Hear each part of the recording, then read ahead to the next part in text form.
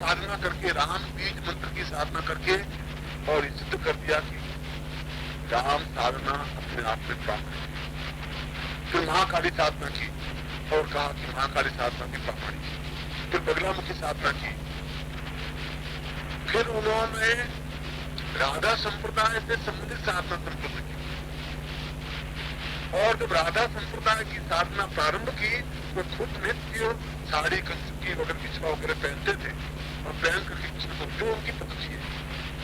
और हुआ क्या, 3 महीने बाद राम पर मंच के क्रोध बढ़ गया, सीना बढ़ गया, जो हिप थी वो फैल गई, चाल में बिल्कुल नाजुकता आ गई जैसे कोई लड़कियां चलती, वाणी उनकी पतली हो गई और उन्होंने कह दिया कि ये राधा स्वामी संप्रदाय का काम है।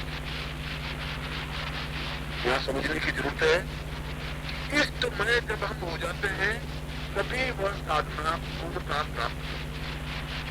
यहाँ समझने की ठीक इष्ट के अनुरूप बन जाते हैं। और जब मैं कहता हूँ कि वह प्रेमी और प्रेमिका, प्रेमिका में वही भावना, ठीक वही वैसी जात, वैसी बोलने की तरीका आ जाती है तो प्रतिबिंब है जो उसके ऊपर पड़ता है। कम पड़े ज्यादा पड़े वो अलग बात है। और रामकृष्ण परमहंस उस राधा बनने की मुद्रा में अपने आप को जिसने राधा मान लिया कि मैं राधा हूँ तो पूर्णतः राधा मान लिया, ठीक राधा युक्त। और जिस क्षण आप गुरुमय हो जाएं उस क्षण आप अपने आप में रह नहीं सकते। वो तो विसर्जन करने की क्रिया है। आप और वो दोनों नहीं रह सकते, संभव नहीं है। प्रेमी और प्रेमिका दोनों अलग अलग नहीं रह सकते, पति और पत्नी दोनों अलग अलग नहीं रह सकते, संभव नहीं। इष्ट और भक्त भी अलग अलग नहीं रह सकते, दोनों में एकता, एक रूपता, एकात्मता आनी चाहिए। जब हम खुद की बातचीत अच्छी लगती है, उसकी भावना अच्छी लगती है, उसका चिंतन अच्छा लगता हो, उसी का बिंब अच्छा लगता हो, जब हमारे सामने किताब हो तो अक्सर भी वही सामने दिखाई देते हो, तब तन्मयता आ जाती है। यह तन्मयता महाकाली को अपने शरीर में समाहित करने की क्रिया है। ठीक वैसा ही स्वरूप, वैसी भावना, वैसा चिंतन जिस क्षण आ जाता है उस क्षण महाकाली की पूर्ण प्राण प्रतिष्ठा शरीर में हुई। ऐसा जब मैंने सुबह कहा कि आत्म प्राण प्रतिष्ठा, तो आत्म प्राण प्रतिष्ठा केवल होठों से नहीं होती, रामकृष्ण परमहंस की तरह उसमें डूब जाने की क्रिया होनी चाहिए, विसर्जित हो जाने की क्रिया होनी चाहिए। और यदि विसर्जित आदमी नहीं हो सकता, आदमी अपने आप को कुछ बचा सकता है, कुछ बचा लेता है, और जो कुछ बचा लेता है वो अपने आप में विसर्जन भी नहीं। आप अपने आप में कुछ है नहीं। जिस क्षण आप अपने आप को पूर्ण रूप में लीन कर देंगे उस क्षण आप बहुत कुछ प्राप्त कर लेंगे। अभी आप ऐसा हो यही साधना की पहली कसौटी है।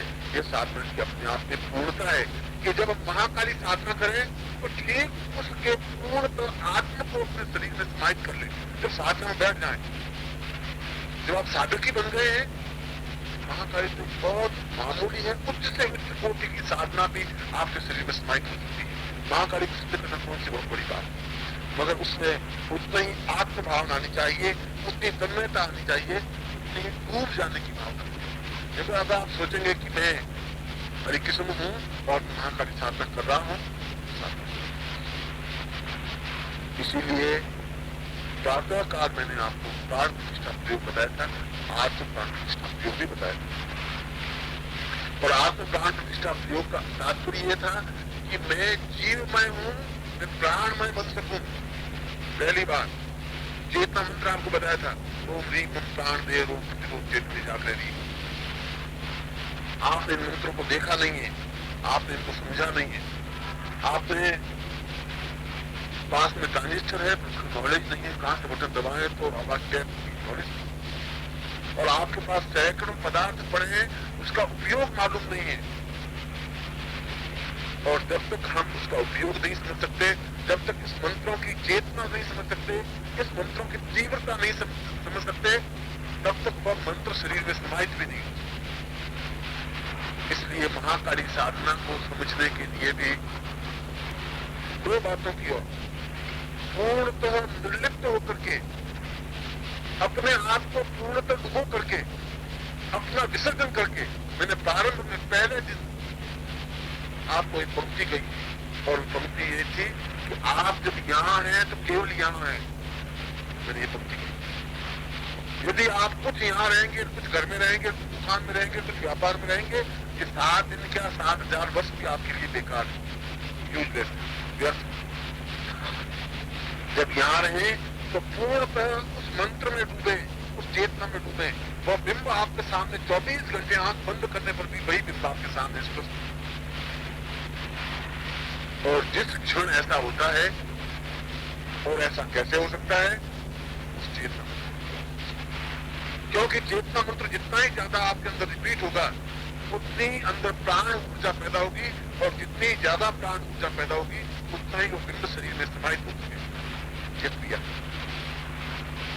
किसी को अपने शरीर में समाहित करने के लिए जीव युक्तता से प्राण युक्तता में आना जरूरी है, और प्राण युक्तता में चेतनता में आना जरूरी है। और उस चेतना मंत्र की अपने आप में विशेषता यही है, उसका मतलब भी यही है, तात्पर्य यही है कि सामने वाला चेतना मंत्र पढ़ने के बाद में जो सामने बिंब है वह शरीर में स्वतः समाहित होता रहता है।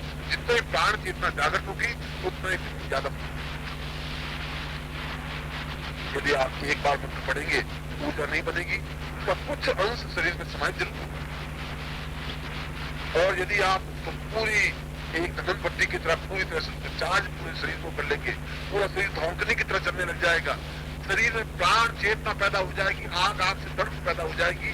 उस क्षण उस बिंब को देखें, उस बिंब को पूरी तरह से शरीर में समाहित होना ही पड़ेगा, संभव है। उसके बाद मंत्र अपने आप अर्थ नहीं रखता है, क्योंकि वह बिंब ही अंदर समाहित है। तो फिर मंत्र अपने आप में सामान्य क्षणिक कल्पना से यह चेतना मंत्र की पूर्णता है। और जिस क्षण चेतना मंत्र की ऊर्जा के लिए अपनी प्राण चेतना के द्वारा, जिसको हमने अंग्रेजी में ऑक्सीजन प्राण वायु कहा है, सी वायु नहीं कहा है, हिंदी में उसके लिए शब्द है प्राण वायु। हिंदी सारे शब्द बिल्कुल प्रामाणिक है, हमने उसके अर्थ का अन्वय नहीं समझा। ये जीव वायु भी कह सकते थे, जीवन भी तो जीव से होता है, यह प्राणों की शक्ति देने वाला है। और प्राण वायु के माध्यम से जिस क्षण आप सांस को गहराई के साथ लेंगे, सांस को गहराई के साथ निकालेंगे, तो स्वतः प्राण चेतना के माध्यम से पूरा शरीर एक गेज में आएगा, एक स्टेज पर आएगा। और उस समय यह आप सुबह कल करें, कल सुबह इस प्रयोग को अवश्य करें। आप देखें कि आपको क्या बिंब नजर आते हैं, आप खुद ध्यान दें। बहुत तेजी से, जिसको हमने भस्त्रिका कहते हैं, यदि योग में कहा गया है भस्त्रिका, बहुत तेजी से सांस लेना, बहुत तेजी से सांस छोड़ना। इतना तेजी से सांस छोड़ना कि आप खुद उछल के गिर जाए, और इतना गहराई के साथ सांस लेना कि पूरे ब्रह्मांड का सांस आपके अंदर आ जाए, कितनी गहराई के साथ, ताकत के साथ। और जो ही सारा शरीर उद्दीप्त हो जाए, आपका शरीर मालूम पड़ जाएगा कितना हल्का शरीर हो गया है, कि आप हैं या नहीं पता ही नहीं पड़ेगा। उसमें चेतना मंत्र को आप जानते, इस बिंब को सामने रखकर आप स्वयं देखेंगे कि पूरी शक्ति आपके अंदर समाहित होने वाली है, पूरी शक्ति आपके अंदर समाहित होगी। ये सीधा साधा प्रयोग है, इस प्रयोग के माध्यम से किसी भी इष्ट को अपने शरीर में समाहित कर सकते हैं। और इष्ट को शरीर में जिस क्षण समाहित हो जाता है, वह शरीर स्वयं पूर्णतः मंत्रमय हो जाता है। मैं मंत्रों के, ये तो एक तो ऐसा मंत्र है, यदि आगे का साबर साधनों के माध्यम से मैं आपको बताऊंगा कि मंत्र तुरंत इफेक्ट कैसा होता है। आप मंत्र पढ़ेंगे, सामने पदार्थ आपके हाथ में रहेगा, आप कहेंगे कि इसमें अनार आना चाहिए, अनार आवे। ये मंत्र की तो सीधी चेतना है, सीधा बिंब है, प्राण चेतना है पदार्थ के शून्य में से, क्योंकि शून्य पूरा प्राण चेतना से जाकर, यह पूरी प्राण चेतना जब आपके पदार्थ पूरा शरीर में ब्रह्मांड समाहित हो जाएगा, तो शरीर और समाज और ब्रह्मांड की कोई भी शक्ति आपसे न्यून नहीं रह सकती। इसलिए कल प्रातः काल जब सूर्य व्यायाम करें, तो सूर्य व्यायाम करने के बाद भस्त्रिका करें, बहुत तेजी से सांस लें और उसी तेजी के साथ छोड़ दें।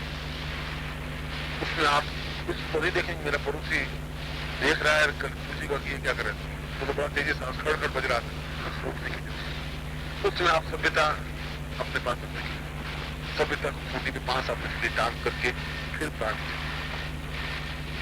तेजी सांस लें, तेजी सांस निकालें, 60 बार ऐसा करें, एक दो बार नहीं। तो पूरी तेजी से कि अपने आप में ताकत के साथ इतनी तेजी सांस लें और लेने के बाद जब आपका शरीर इतना हल्का हो जाए, आप अनुभव करेंगे कि जब आपके सामने कुछ पता ही नहीं रहे, आपको पता नहीं रहे, उस क्षण आप इस कुटुंब को सामने देखते हुए उस चेतना में आप देखिए अपने शरीर की शक्ति को, अपने शरीर के प्रवाह को। कल फिर आप मंत्र जाप करिए, आपको खुद को मालूम पड़ेगा कि मंत्र की कितनी ताकत और ऊर्जा आ गई है आपके शरीर में, आप खुद अनुभव कर सकेंगे। यह इसकी क्रिया है, यह इसकी चेतना, यह इसकी प्राणस्थि। किसी भी इष्ट को अपने शरीर में समाहित करने की यह प्रैक्टिकल है, तो प्रैक्टिकल करना पड़ेगा। अगर प्रैक्टिकल करेंगे नहीं, आप इस बात को समझेंगे और उसके बाद ही इस पूरे मंत्र को, जिसको मैंने दक्षिणे काली के मंत्र कहा है, क्योंकि मंत्रों के दो भेद हैं, एक मंत्र है वाम काली के, तो एक है दक्षिणे काली के। जो सौम्य साधना है, जो जीवन की रचनात्मक प्रक्रिया में सहयोगी है, वह दक्षिणे काली की और जो जीवन का ध्वंसात्मक रूप है, शत्रु को समाप्त कर देने की जो चेतना है, शत्रु को परास्त कर देने की जो चेतना है, वह वाम मार्ग की साधना है। वाम मार्ग की साधना का मंत्र बिल्कुल अलग है। मंत्र तो यही है, पर इस मंत्र का लोग दोनों ही दो रूपों में स्पष्ट करके उसका लाभ है।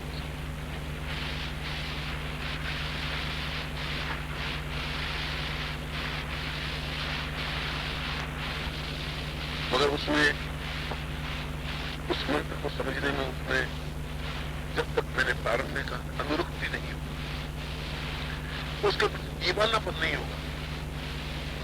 उर्दू का शब्द है कि जब अपने आप में एक ही दिन को एक मियाँ जी थे, मैं आपको दीवानापन का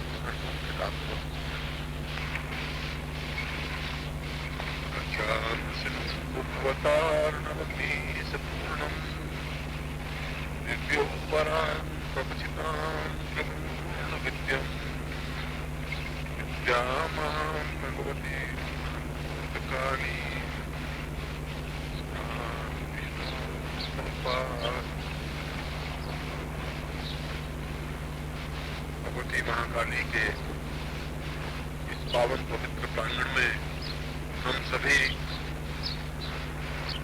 सही अर्थों में ब्रह्मर्षि बनकर के बैठे और जीवन में इसी ब्रह्मर्षि के रूप में ब्रह्म को प्राप्त करें, ऐसी ही मां काली से प्राप्त करें। वास्तव में ही पिछले 2-3 दिन साधनात्मक रूप से बीते हैं और इन 2-3 दिनों में आप लोगों को देख करके ऐसा लगता है कि जैसे वास्तव में ही साधु सन्यासी हों और साधना करने के लिए बैठे। यदि आनंद ही समझने की भावना है तो इसमें भी आनंद लिया जा सकता है, और यदि आलोचनात्मक प्रवृत्ति है तो उस व्यक्ति को कहीं संतोष मिल ही नहीं सकता। क्योंकि कल जैसा मैंने बताया कि चित्त पर जो प्रभाव पड़ता है वही प्रभाव मनुष्य की आकृति, वेशभूषा, चाल चलन और जीवन के सारे कार्यों पर उसका प्रभाव पड़ जाता है। ये अलग बात है कि हम चित्त पर कैसा प्रभाव स्वीकार करें।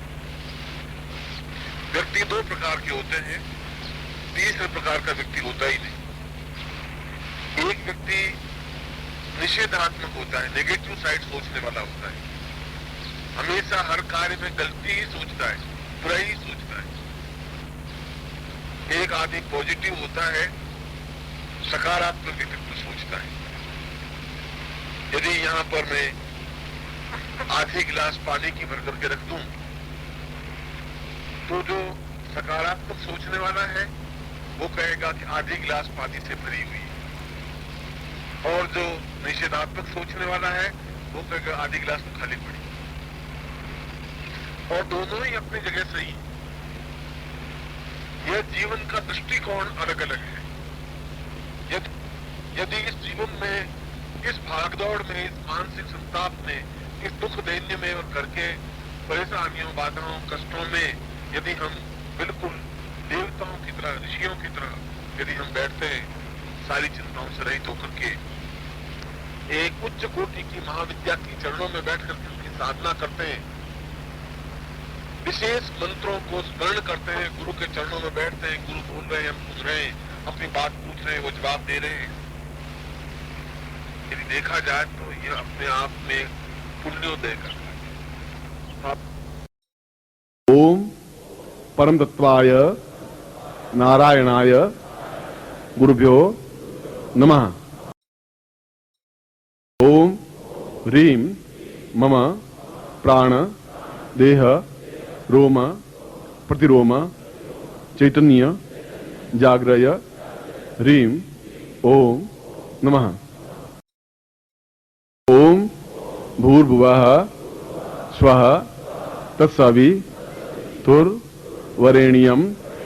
भर्गो देवस्य धीमहि धियो यो नः प्रचोदयात्।